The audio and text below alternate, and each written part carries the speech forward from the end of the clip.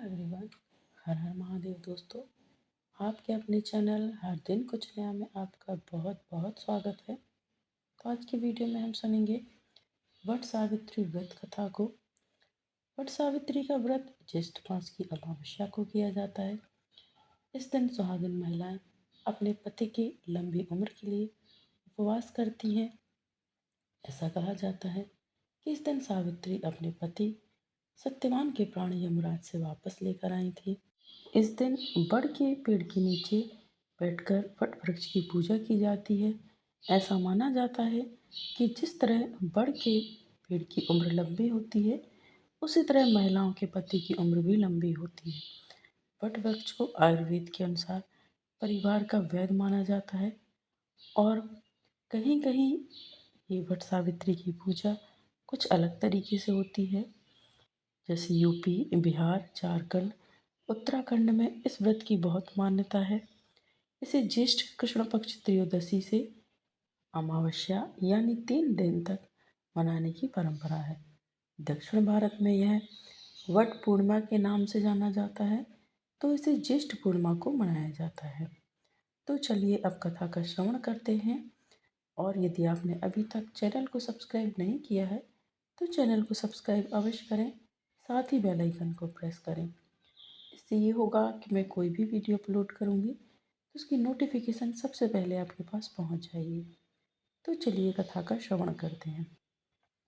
पुराणों में वर्णित सावित्री की कथा इस प्रकार है। भद्र देश के एक राजा थे जिनका नाम अश्वपति था। भद्र देश के राजा अश्वपति की कोई संतान नहीं थी। उन्होंने संतान की प्राप्ति के लिए मंत्र उच्चारण के साथ प्रतिदिन 1 लाख आहुतियाँ दी। 18 वर्षों तक यह क्रम जारी रहा। इसके बाद सावित्री देवी ने प्रकट होकर वर दिया कि हे राजन, तुझे एक तेजस्वी कन्या पैदा होगी। सावित्री देवी की कृपा से जन्म लेने के कारण से कन्या का नाम सावित्री रखा गया। कन्या बड़ी होकर बेहद रूपवान हुई। योग्य वर न मिलने की वजह से सावित्री के पिता दुखी थे। उन्होंने कन्या को स्वयं ही वर तलाशने के लिए भेज दिया।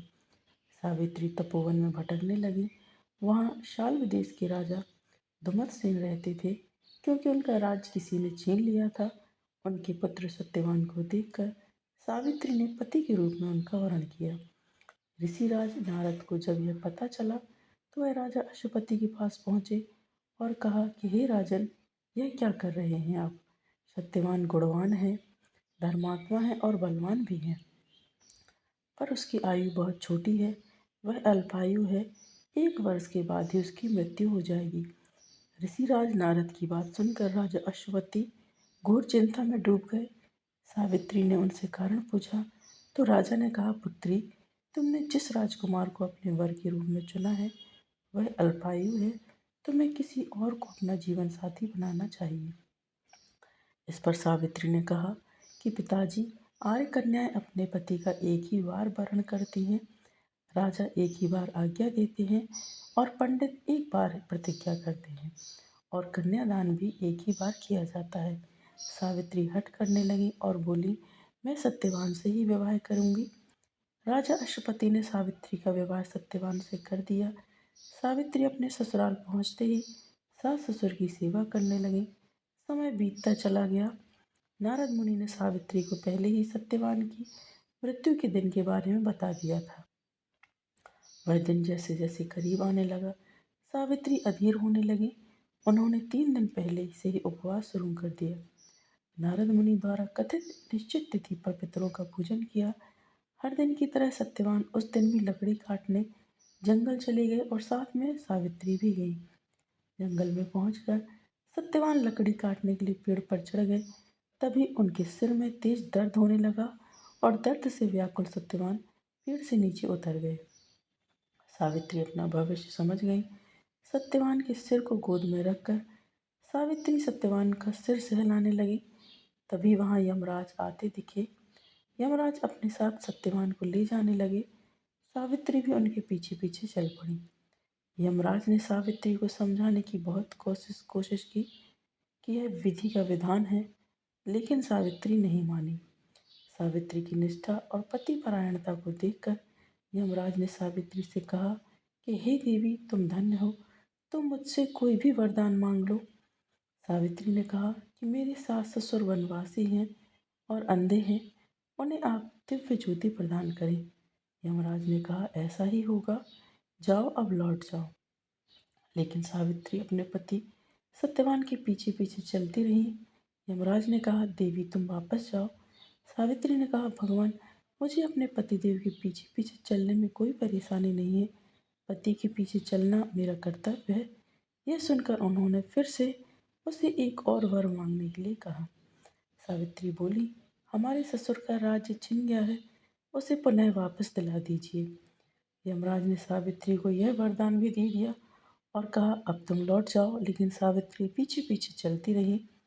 यमराज ने सावित्री को तीसरा वरदान मांगने को कहा। इस पर सावित्री ने 100 संतानों और सौभाग्य का वरदान मांगा। यमराज ने इसका वरदान भी सावित्री को दे दिया। सावित्री ने यमराज से कहा कि हे प्रभु, मैं एक पतिव्रता पत्नी हूँ और आपने मुझे पुत्रवती होने का आशीर्वाद दिया है। यह सुनकर यमराज को सत्यवान के प्राण छोड़ने पड़े। यमराज अंतर्ध्यान हो गए और सावित्री उसी वट वृक्ष के पास आ गई जहाँ उसके पति का मृत शरीर पड़ा था। सत्यवान जीवंत हो गया और दोनों खुशी खुशी अपने राज्य की ओर चल पड़े। दोनों जब घर पहुंचे तो देखा कि माता पिता को दिव्य ज्योति प्राप्त हो गई। इस प्रकार सावित्री सत्यवान चिरकाल तक राज्य सुख भोगते रहे। अतः पतिव्रता सावित्री के अनुरूप ही प्रथम अपने सास ससुर का उचित पूजन करने के साथ ही अन्य विधियों को प्रारंभ करें। वट सावित्री व्रत करने और इस कथा को सुनने से उपासक की वैवाहिक जीवन या जीवन साथी की आयु पर किसी भी प्रकार का कोई संकट आता है तो वो टल जाता है। तो ये वट सावित्री व्रत कथा थी। यदि आपको आज की कथा, आज का वीडियो पसंद आया है दोस्तों, तो वीडियो को लाइक कीजिए, शेयर कीजिए अपने दोस्तों के साथ, अपने परिवारजनों के साथ, ताकि उन तक भी ये वीडियो पहुँचे और वो भी कथा का श्रवण कर सके, कथा का लाभ ले सके। और यदि आपने अभी तक चैनल को सब्सक्राइब नहीं किया है तो चैनल को सब्सक्राइब अवश्य करें, साथ ही बेल आइकन को प्रेस करें। आगामी व्रतों एवं त्योहारों की जानकारी के लिए चैनल पर बने रहें। मिलते हैं नेक्स्ट वीडियो में दोस्तों। हर हर महादेव, श्रीमन नारायण।